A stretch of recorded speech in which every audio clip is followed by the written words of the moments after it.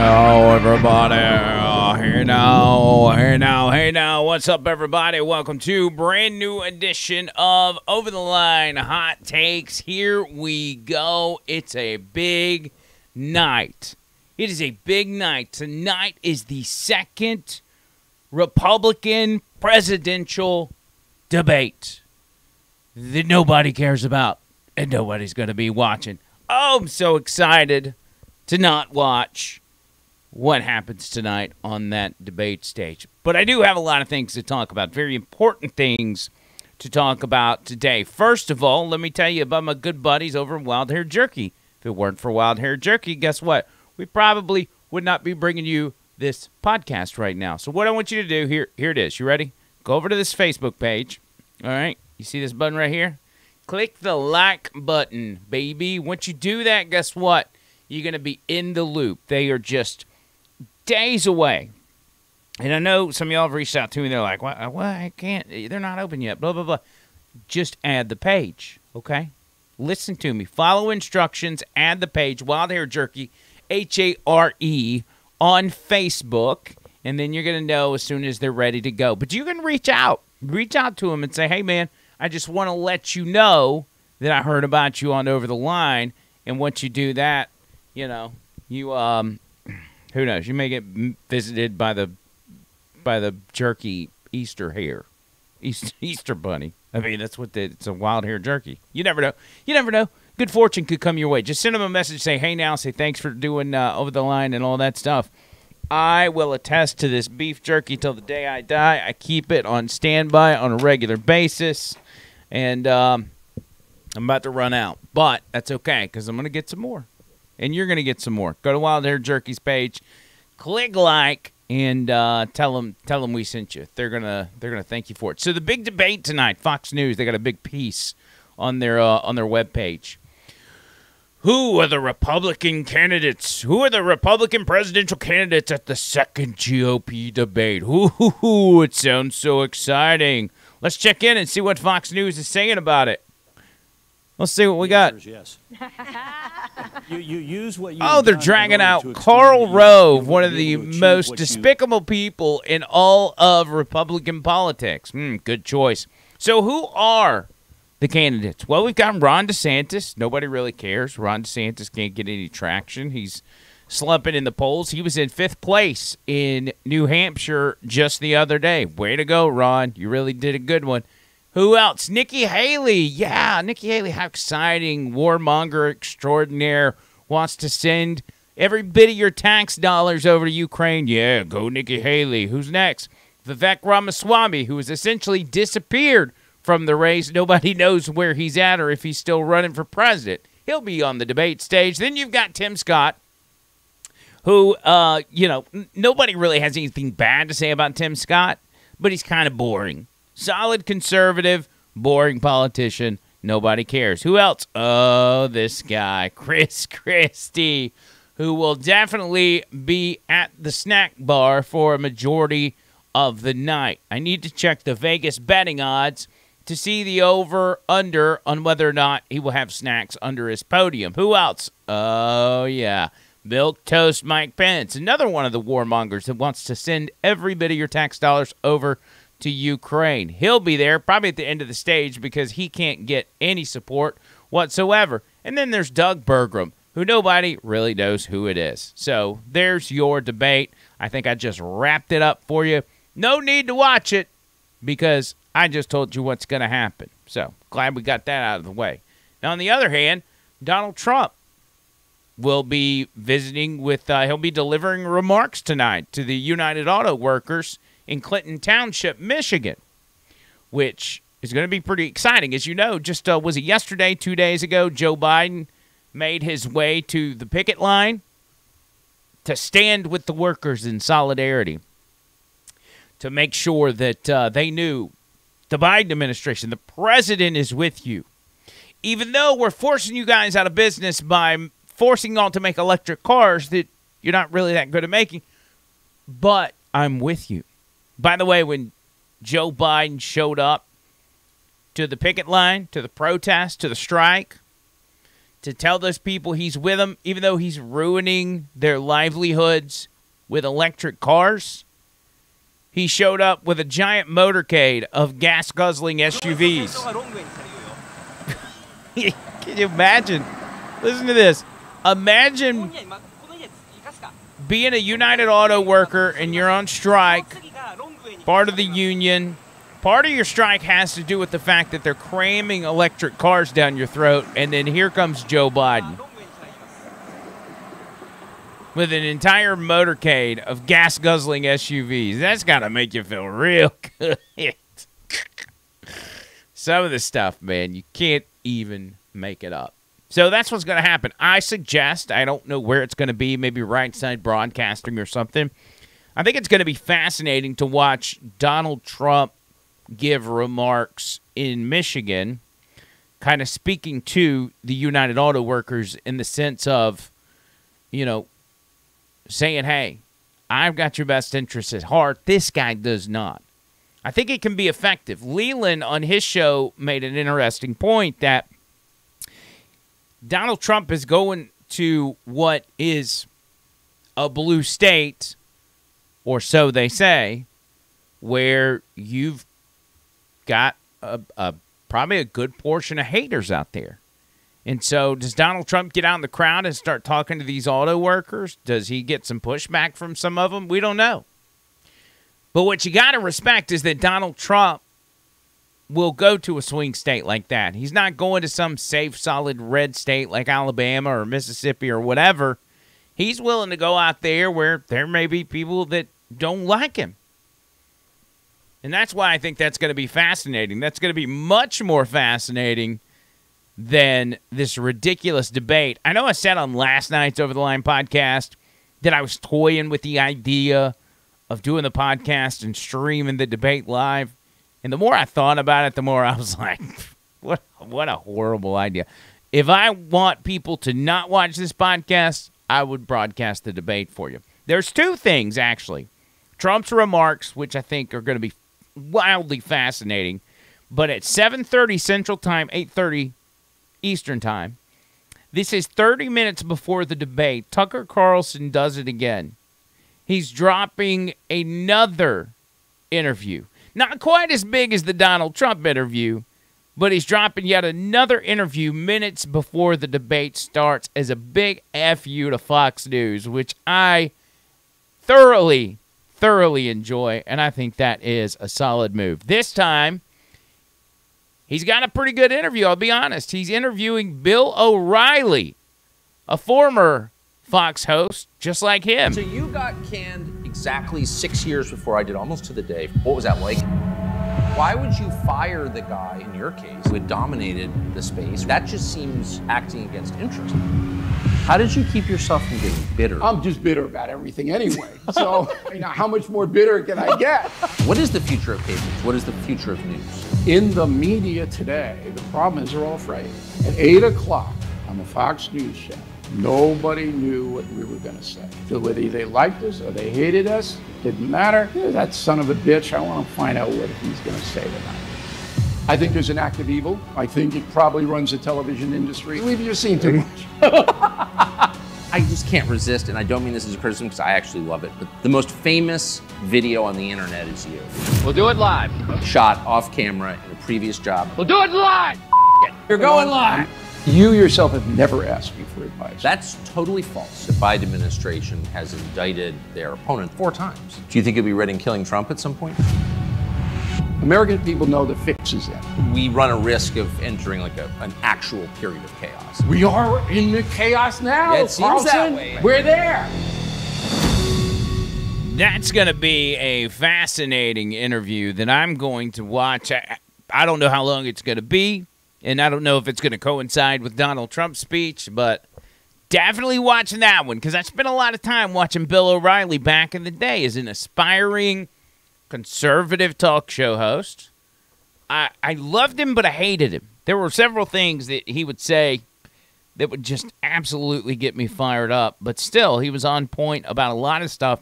And the fact that you've got 2 Fox News hosts that were fired, and I still think that they were trying to railroad Bill O'Reilly kind of in the same way that they railroaded Tucker Carlson, even though Tucker Carlson was saying much more than Bill O'Reilly would.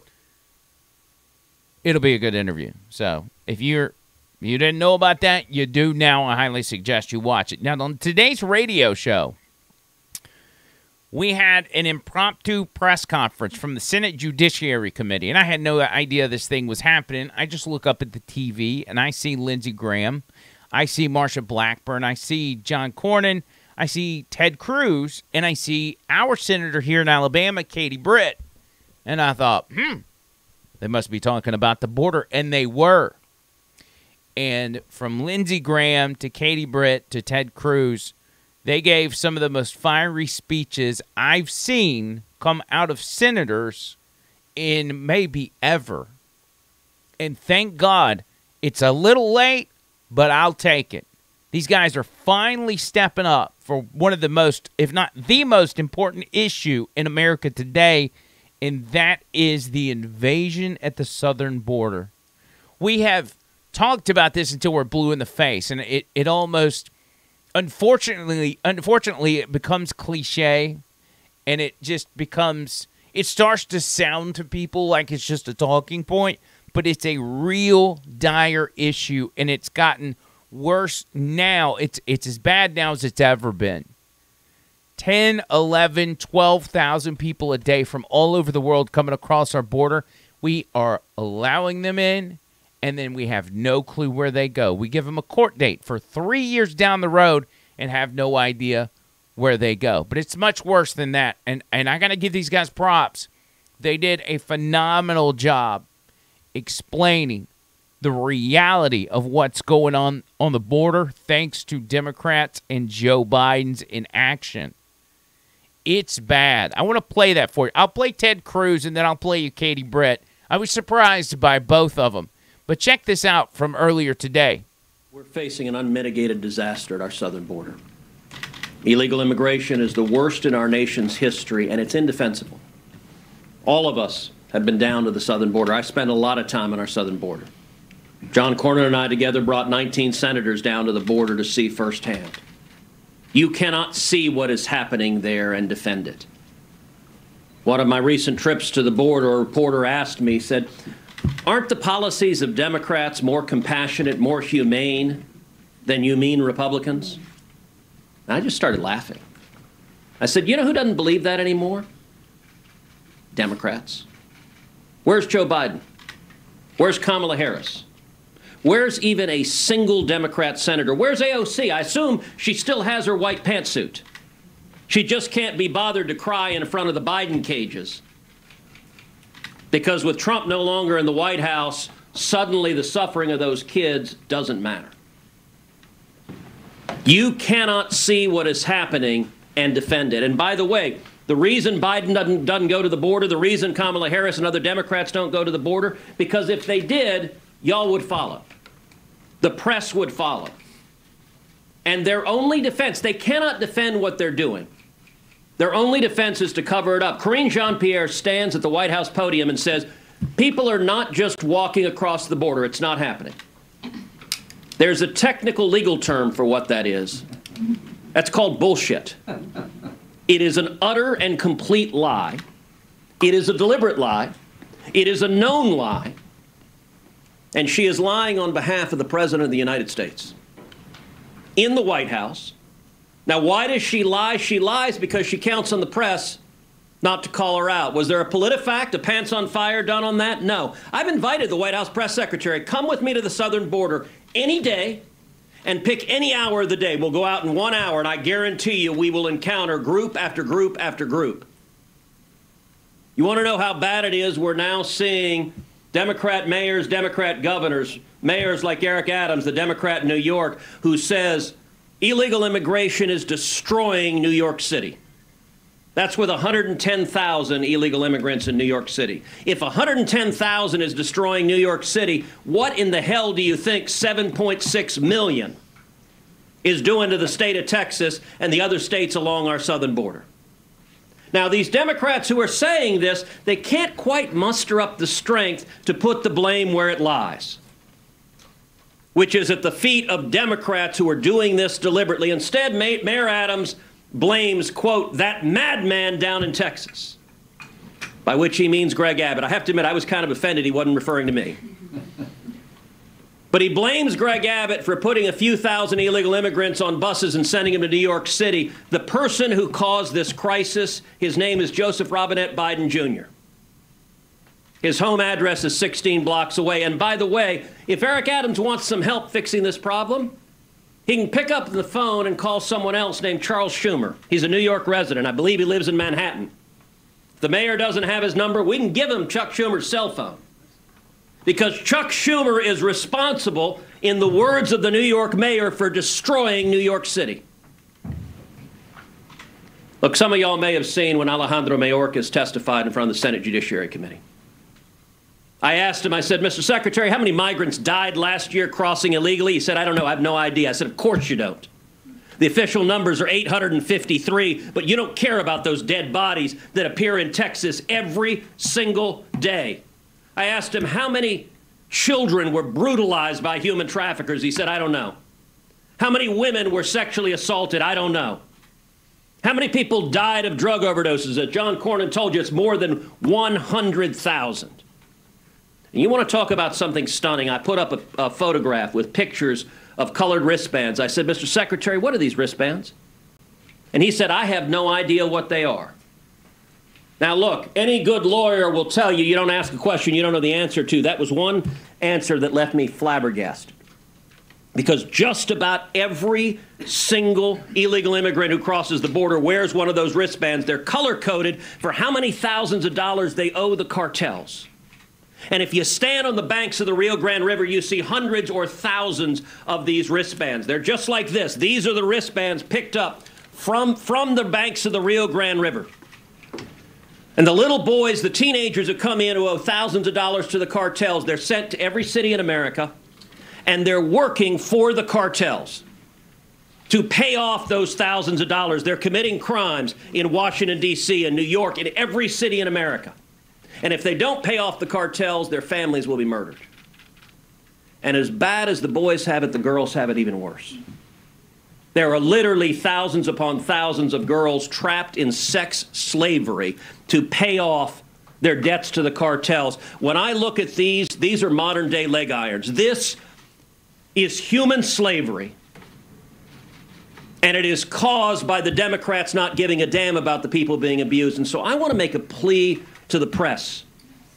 The reason the Democrats can do this, can look the other way, is because they're confident that the corporate media will not report on it, that they'll never have to answer questions about it. They'll never be confronted with the dead bodies, with the people being brutalized by these policies. So I want to make a plea to you. If you're not writing on it, if you're not running stories on it, if you're not telling what's happening, you are complicit in modern-day slavery. This is indefensible. It's evil. You think about that and the fact that how much have you heard about the topic of slavery over the past 8 years?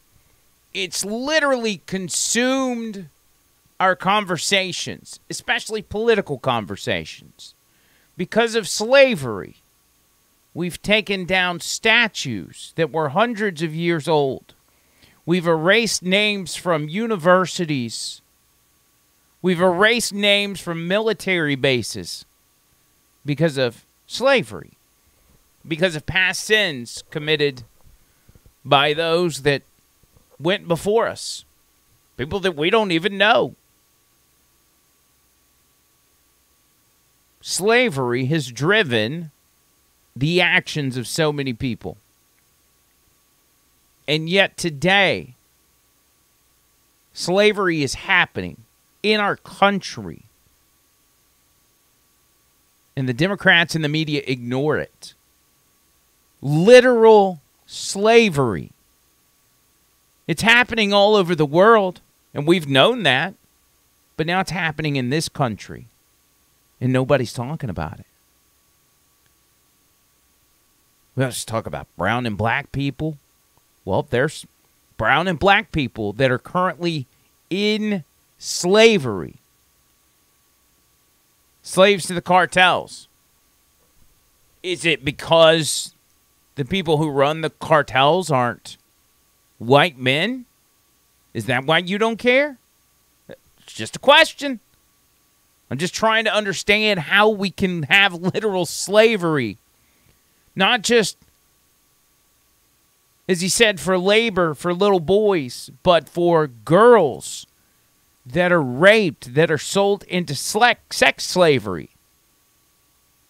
Sex trafficking. Katie Britt made that point better than anybody else. And I admit I've been kind of so-so on Katie Britt, but after hearing her speak today and highlighting the things that are happening because our border is wide open, she gets it. She gets how much of a priority this has to be. And she brought the heat today. We carried it live on the show, but I want you to see it for yourself. One of the things that you touched on at the very beginning is that Democrats say we have no solutions. I guarantee you, if you take a look at this group up here, we have put forth solution after solution after solution. I mean, you look at H.R. 2 and what you're trying to move here in the Senate. You look at the work you've done. Guys, I would have never seen the border firsthand if this woman didn't know that I needed to see it immediately upon entering the United States Senate. I followed up with a trip with John Cornyn because they care. These people down there, Senator Blackburn would talk to them. She knew them. We walked through and we got to hear women tell us their story. And their stories are brutalizing. And to Senator Cruz's point, if you're not telling it, that's on you. Because when a woman sits there and she tells you not just about being raped, but how many times a day she's raped. When she tells you about having to lay in that bed while they come in and out and in and out, it's disgusting and it's despicable. Folks, you look at the number of people that have died at the border because Joe Biden has made it more and more enticing to come here. Make no mistake, this is a result of failed policies. We could fix this. We can't throw money at this and fix it. We have to actually change the policies. I looked in the eyes of CBP agents who said we're exhausted. We're not only having to be paper pushers, we're also trying to do what we did, what we took an oath of office to do, and that is protect this border. But when they tell you about finding small children who have drowned in that river or pulling a lifeless body of a woman who is pregnant with twins, it changes the way you think about what's happening. Drug cartels, guys, they have their tentacles all over this country. We need you to start telling that story. To Senator Cruz's point, they will tell you exactly how much they paid to get here. Then they'll tell you where they're going, what their job's going to be, and how much more they owe. Got it? And guess what? Just the other day in Alabama, a gentleman told me, if you will come back here with me in this neighborhood right behind you, you will see migrants who are here illegally, and they will tell you about the drug cartels coming around every other week to collect. Guys, that's not the American dream. That's an American nightmare. We know what policies work. President Trump had secured the border. We know what to do. We just have to have a leader who has the courage to do it. And I am so sick of Joe Biden lecturing us about the soul of America. Let me tell you, he needs to have the heart to actually listen to people. He needs to have the compassion to actually hear those stories, the willingness to work with people. And Joe Biden needs the courage to take decisive action. We are standing here ready to do this, and what he put forth in that supplemental is an absolute joke.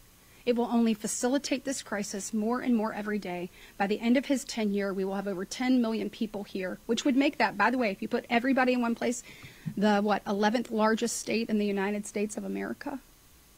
Folks, this is out of control.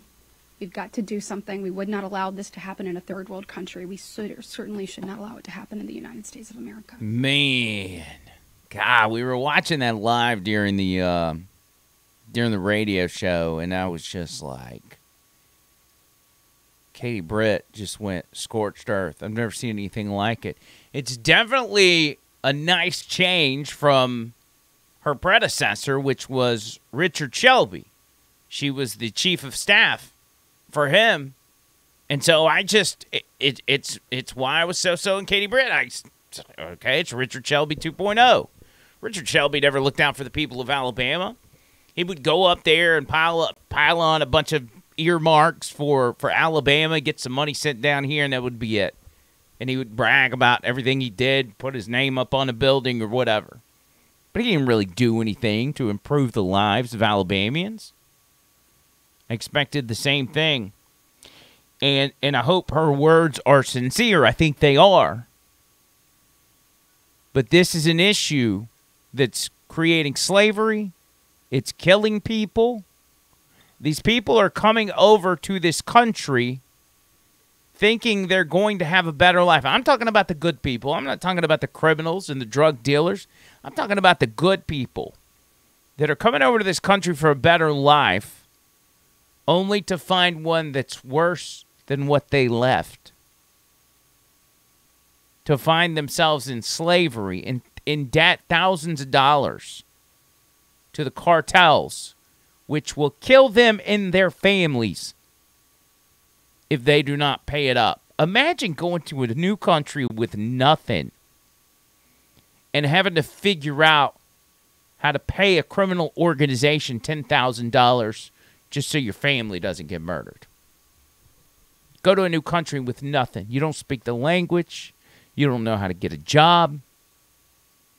What kind of position does that put those people in?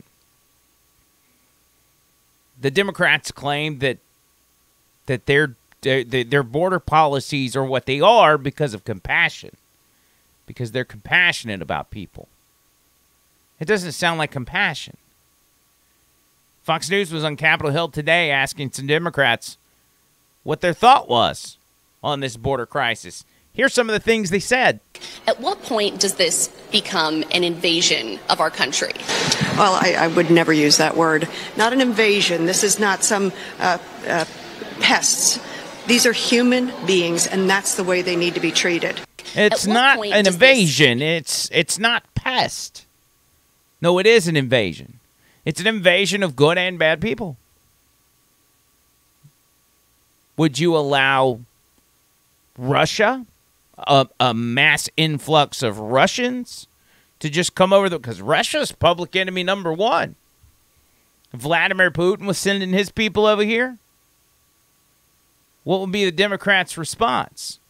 Here's another one for you. Oh, this one's precious. This one's precious right here. People are breaking the rules, paying a criminal organization to do so to get to the front of the line. Does that concern you? Have you ever been to the border before to see what's happening? Yes, I have. I've spent a lot of time at the border, yeah. You didn't talk with the right people, apparently, because your information, your questions based on, your questions are kind of off base. Yeah, your questions are kind of off base. You must have talked to the wrong people. Who are you talking to? They're not breaking the rules. We don't have any rules. That's Hank Johnson, by the way. He's an absolute buffoon. And so not only is it negatively affecting the migrants who are, giving up their lives to make this journey to a better life, which is not here. That better life is not here, but they're told it is. And they're told that Joe Biden is inviting them. Kamala Harris and Joe Biden have come out once or twice after being pressed about the border being open. And they're like, the border's not open. Thank you. Have a nice day. And then they'll leave. Do you think that gets down to the migrants? Of course it doesn't. These criminal organizations, the cartel makes millions of dollars a day by getting people up here. The cartels are telling them, hey, you can go to America. They're inviting you. Just pay us and we'll get you there.